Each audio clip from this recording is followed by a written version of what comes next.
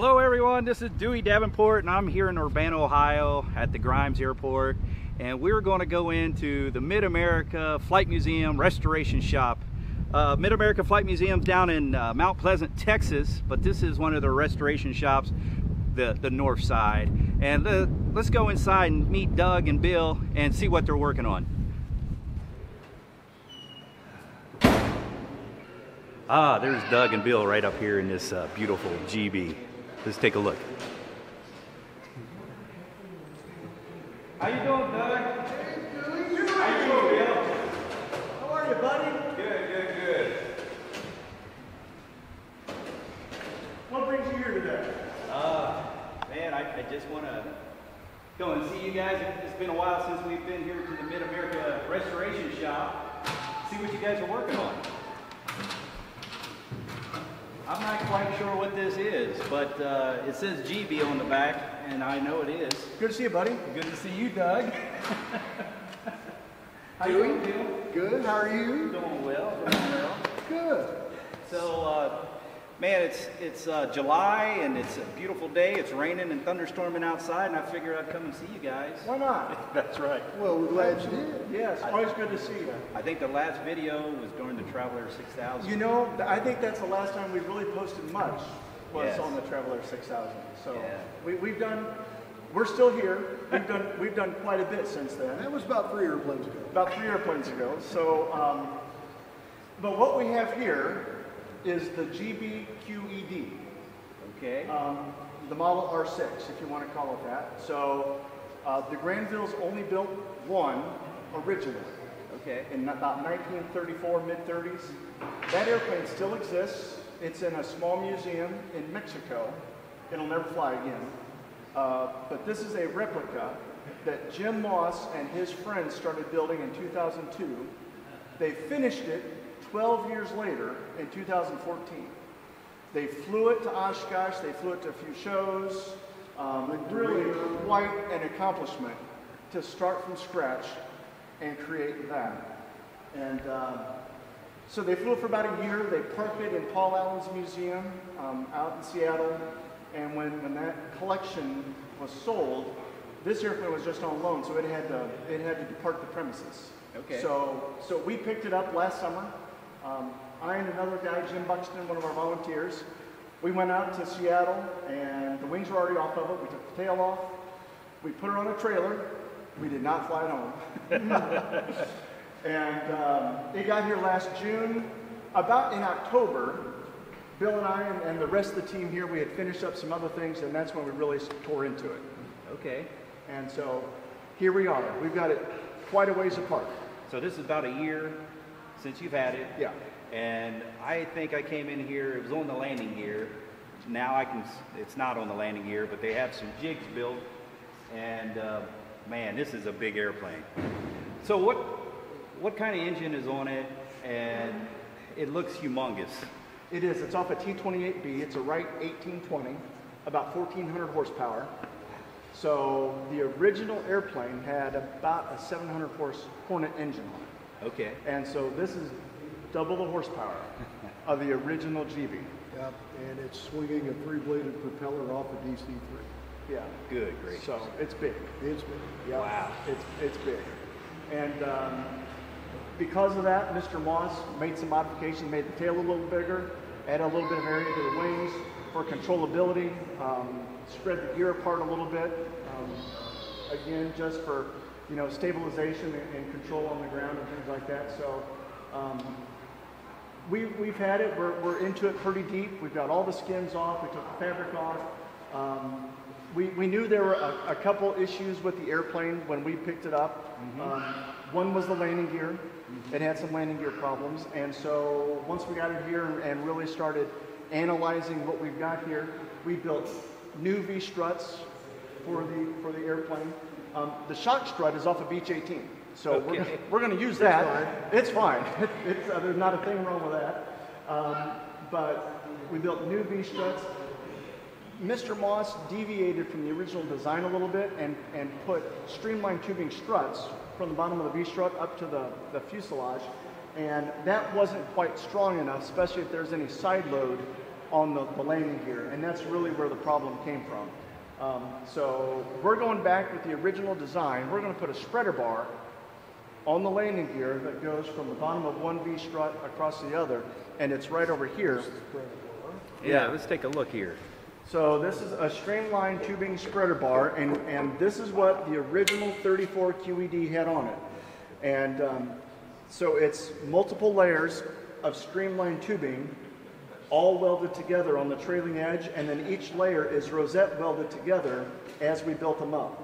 So here where the landing gear attaches, there's 4 layers of streamlined tubing, and then out here, where the stress isn't quite so high, it's 3 layers.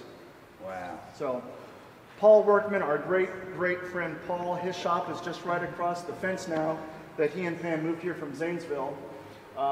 He's done all the welding on this. We have an engineering team that's phenomenal. Retired engineers, they come in here, they volunteer with us. They've tackled the landing gear problem and did a complete finite element analysis with 3D models and computer animation, and we had an engineering report that the Granvilles did with their engineer, Mr. DeLackner. And they came up with the maximum landing stress that they thought the airplane would take and what this spreader bar had to withstand. And so that's how we built it. Okay. So the only difference is they could get streamlined tubing in a thicker wall than we can. So we had to build it up with 1 extra layer, and we surpassed their thickness a little bit, but we did not want to go under their wall thickness. Okay. So you're using engineering that they used, and then now you're using some modern day engineering and computers to try to get this. Let me show. I don't know how. Look how big this is. How thick that is. That's unbelievable. It's about 255 thousandths wall thickness, and it's max in the four layers. Okay, that's amazing. Yeah. Well, that's pretty unique. What else can you say about, I guess, you're working on the gear, I see you're doing a little bit of work with the cockpit, the wings. Yeah, the canopy system wasn't quite what we would have liked. It was hard to open and close a little bit, and so we decided that we were just going to make a whole new canopy system. So all the sheet metal came off around the cockpit. We built new sheet metal, new frames to hold the rails. So now when you open the door, it's a split rail, so part of the rail goes with the door, but when you close the door, the canopy follows the rail, so it's nice and secure. And we've got 9 rollers per side on each rail in three stations, 2 above and 1 below the rail. And it just, with 1 finger, you can open and close the canopy now. Yep. So it's really fantastic. Yep, gonna work really well. We're putting in some new engine controls. The other concern that I knew about when we went and picked up the airplane were the ailerons. Okay. And Mr. Moss and the team opted not to balance the ailerons. And that was a bit of a concern, especially on the speeds that an airplane like this could produce. And so that's what the engineers are really working on right now, designing. We know how much weight we need to add, where we're going to put it. Now we're coming up with how we're going to support it. Okay. So we're currently modeling the mount for the balance. So Phil Hill and Jim Hayes and Jim Buxton, our engineering team, are putting together what this mast is going to look like to support the weight that we need. And so we really want the ailerons balanced before this thing takes to the air again.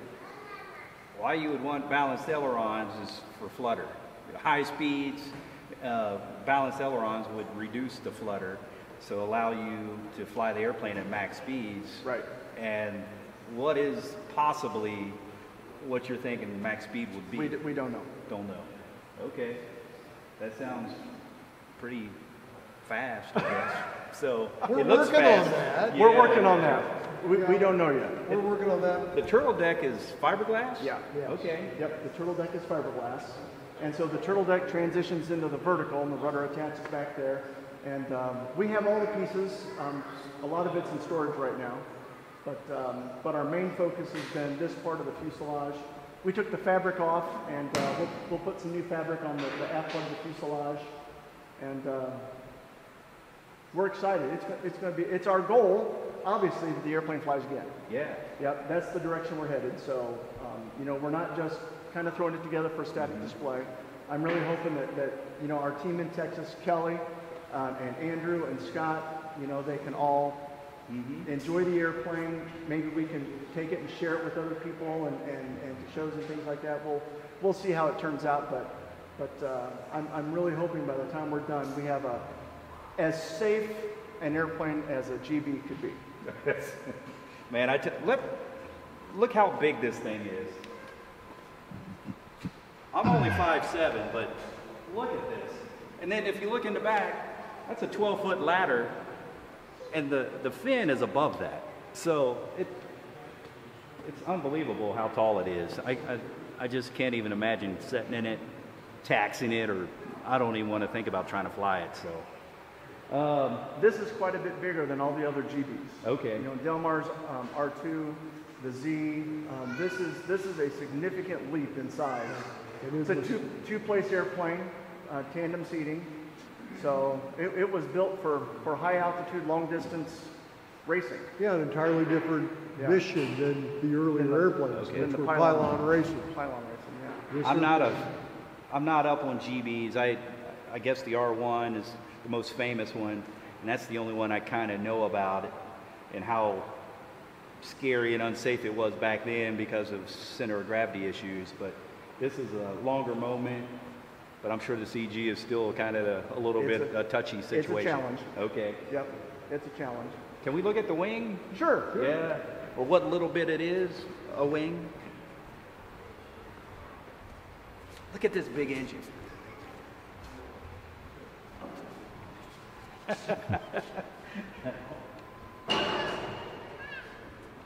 Wow. Wow. So it has a double leading edge spar. So there's two spars on the leading edge, one spar on the trailing edge. Ribs are at every 7 inches spaced out here, and then there's 1/8-inch plywood over that, top and bottom. So very substantial. It takes 4 of us to lift this wing. 2 guys can't pick it up and carry it. It takes 4 people, 2 on each end, to move that wing around. Okay. And then this is you know, we got all the tape on it. We've been doing measurements and things like that, so that way we can 3D model exactly what we need to see what we have here. But this is what we're gonna balance out. The hinge line is 1 inch back from the leading edge of the aileron, and so all of the weight of this aileron is after the hinge line, and that's the concern. Okay. So we're gonna change that. So would you possibly move the hinge line back? No. Or put a counterbalance in? We're going to put a counterbalance ahead of the hinge line. Okay. Yep. Wow. Yep. So how thick is this? 1/8 inch. 1/8 ply. Yep. 1/8 inch mahogany plywood. Mahogany. Okay. Yeah. Well, you can see this is a gigantic airplane. Very cool. It's very beautiful, even torn apart. It's just looks like a work of art. It is. It is. It's a beautiful airplane. Yeah. It is. It is astonishing that somebody sat down and said, I think I'll build a QED. I mean, Mr. Moss, Wow. it's incredible that he wanted to take on a challenge like that. And, Well, he did it. Boy. So when do you think you'll have this done? Thanks, Jerry. We're going to fly this as soon as it's airworthy. Oh, okay. Tuesday. Tuesday. I'm just not sure which Tuesday. Which Tuesday, that's or which right. year. That's right. Yeah. So, Well- no, I believe at this point, we have uncovered all of the gremlins and the concerns, and Yeah. so now we're building stuff and putting stuff back together. Okay. So we're going in the right direction. You know, obviously it won't see flying season this year, but But maybe next year. I think we'll make it next year. Yeah. Okay. Yep.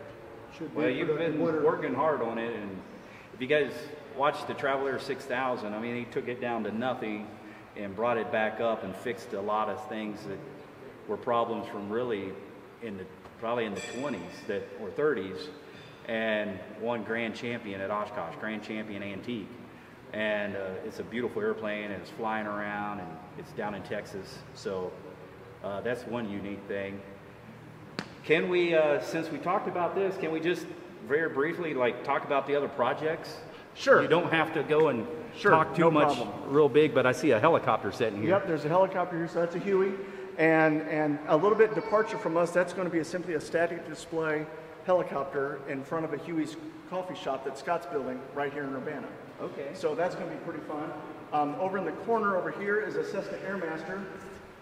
It's been up here for a few years. We're really hoping that one of these days we're going to break loose a little bit and we can put that baby back together and get it out of here. The other thing is behind the GB wing over here. Okay, a little hidden treasure maybe? Yeah, a little hidden treasure. Let me grab the lights over here. Oh, you're all right. We're still here in Urbana, but I wanted you guys to meet. This is Phil, Ethan, and Andrew. But I don't know, they're volunteers here at the museum. And can you give like a little brief thing, Phil, about you? Well, yeah, I started out in the Air Force back in '72. Was a crew chief on F-4E fighters. After that, I come back home to Ohio and worked for a John Deere dealership for a while. And then I put myself back through school to get my A&P license. Once I got that, I went to work for Rockwell International for a little bit over in Columbus, helped building the B-1 bomber. And a job opportunity come open with the state of Ohio. So I went with that, and ended up working on fixed-wing aircraft and helicopters for Ohio State Highway Patrol, Department of Natural Resources, and ODOT. And I've spent 25 years there doing that. So retired here back in 2011 and enjoying my free time. And I stopped in here one day and saw the GB and thought, yeah, maybe I ought to be involved with that too. So kind of finish out my aircraft career, I thought I'd try my hand at that. So that's how I got here. Awesome.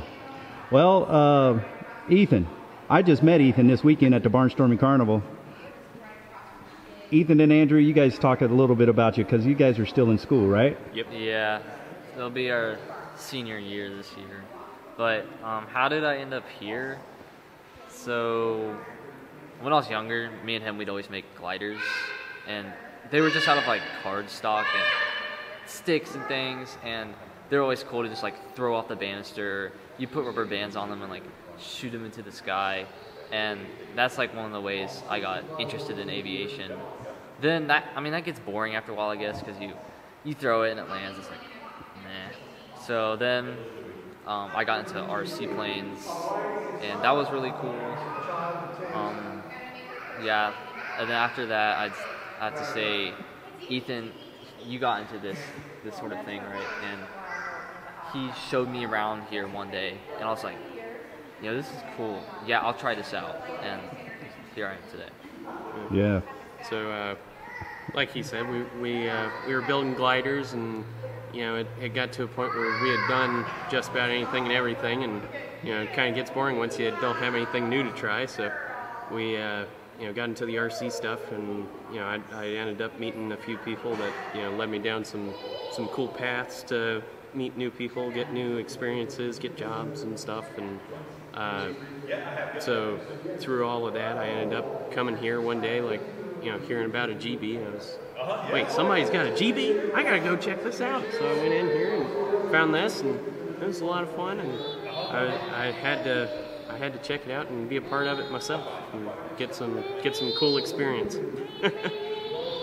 Well, Ethan was just telling me what got him was this year's, but you came to the Murphy fly-in. You have to show him that, which is this year, August 17th.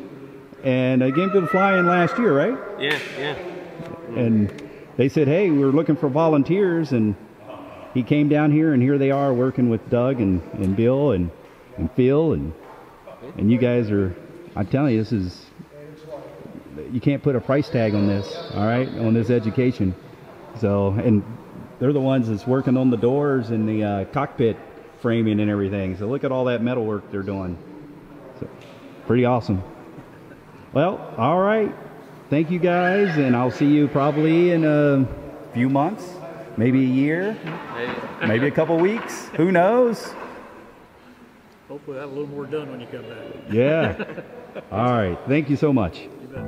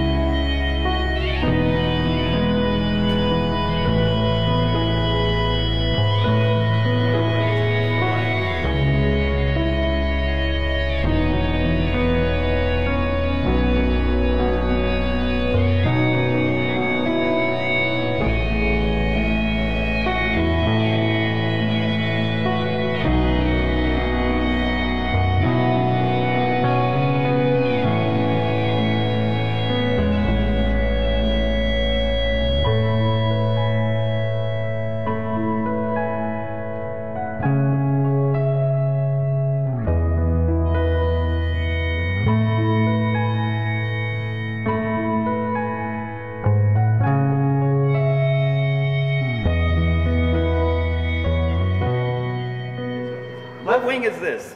Wing, it is a left elevator. A left elevator. Yep, off of our B-17.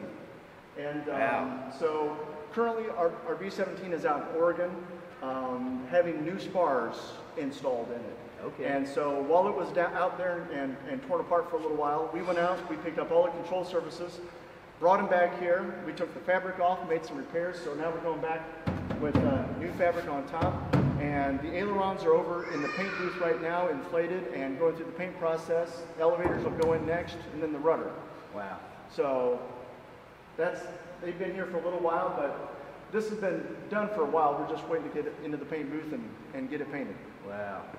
So B-17 has fabric, elevators, ailerons, And rudder. and rudder. So it's pretty unique. A lot of World War II antique airplanes had fabric control surfaces. So Yeah. well, man, I think that's probably about it. So you're working on a GB, a Cessna, a B-17, and a Huey. And over in the hangar over there, I have a Howard DGA-11. Okay. In the building out back, I have a Stinson SR9F. Okay. I think that's it. Well, that's six. Oh, and then if we really run out of things to do, there's a couple Cessna O2s. Yeah. Okay. But I don't think we're going to run out of things to do. Doug would be old by then. So, all right. Well, we can probably call it quits. And I think everyone watching this video is going to have fun watching this video, the four that we just talked about. And I definitely have to get up here a lot more often. Maybe get my hands dirty, but I've been saying that for 3 years, 4 years. But I will keep coming up here and maybe sharing some of this with you guys. Doug, Bill. Thank you, sir. Thank you. Great to see you, Dewey. Thank you. And you guys get here to Urbana-Grimes Airport. You can stop by the Mid-America Museum restoration side. Yep. At the north end is Champaign Aviation Museum. They're restoring their own B-17. It's a phenomenal project up there. I mean, it's worth the drive just to see that, the work that they're doing. Yeah, Grimes Lab, Beach 18's here. This little airport is just so unique. And it's really a hidden gem in the Gem City, which is Dayton, Ohio. Okay, well, until then, guys, blue skies.